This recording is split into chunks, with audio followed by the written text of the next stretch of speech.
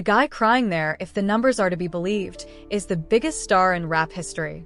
With 13 songs hitting #1 on the US Billboard Hot 100, nearly 250 certifications in the US alone, and over 100 billion streams on Spotify, Drake is undeniably one of the most popular artists of all time. Listing all the records he holds would take an entire day. Yet, despite all his accomplishments, Drake isn't at his peak. Drake isn't at his peak because he's been aware of it since he entered the music industry. His relationship with the hip-hop community is complicated, and for the past few years, it's been deteriorating significantly, to the point where, in recent months, several heavyweights of American rap, with whom he's used to collaborating, have decided to band together to annihilate him. But the worst part for Drake isn't the attacks from these guys. No, the one who's truly on a mission to destroy him and everything he represents is an artist with whom, 12 years ago, he shared the stage nearly 40 times during his first international tour. How did we go from that to the current situation, where Kendrick Lamar and a slew of other rappers want Drake's complete and utter annihilation?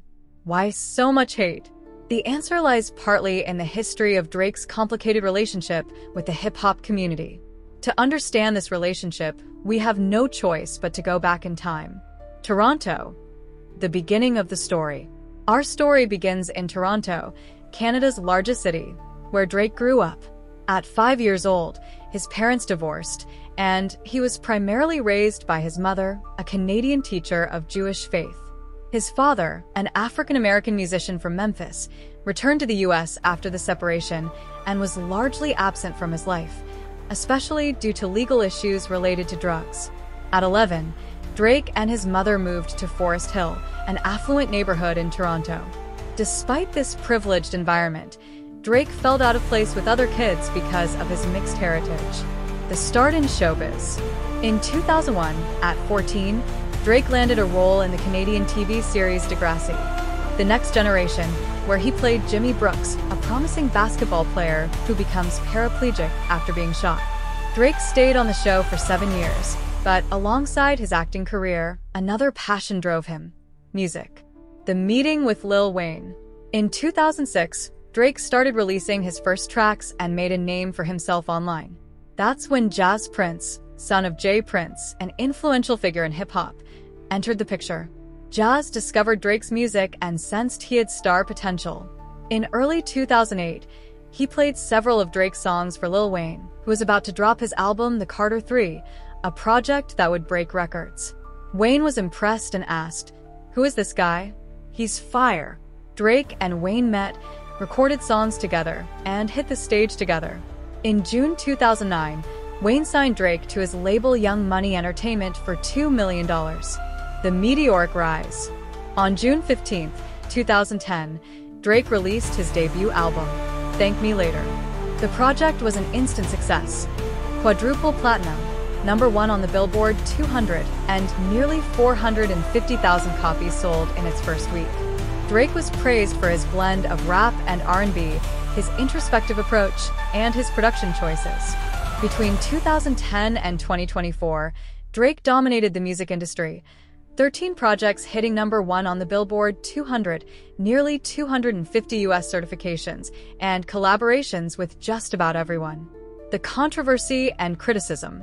However, from the start, Drake didn't win unanimous approval in the hip-hop community. For some, his music was too pop, too emotional, too soft. Jokes and memes about his supposed fragility flooded the internet.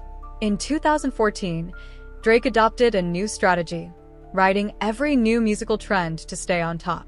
Trap, Afrobeats, grime, UK drill, Jersey club. Drake was everywhere. But by playing the chameleon, many felt he lost his artistic identity. The clash with Kendrick Lamar. The relationship between Drake and Kendrick Lamar has been tense for over a decade. On March 22, 2024, Kendrick reignited the feud with his verse on Like That by Future and Metro Boomin. Drake responded with Push UPS, and the war was on. On April 30th, 2024, Kendrick dropped Euphoria, a track where he attacked Drake over his acting past and painted him as an opportunistic fraud. The clash escalated, and within 3 days, the two rappers released 5 diss tracks, accusing each other of some very dark things. The track that left the biggest mark was Kendrick's Not Like Us, a mega hit accusing Drake of inappropriate behavior. The song broke records and became an anthem, putting Drake in a tough spot.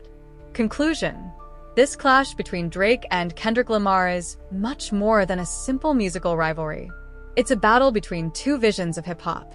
Only time will tell what impact this will have on Drake's career, but one thing is certain: this feud will go down in history. If you enjoyed this video, I invite you to check out this one, where I dive into the story behind the biggest scandal in rap history, or this one, which explains how a promising rapper ended up in prison because of an interview.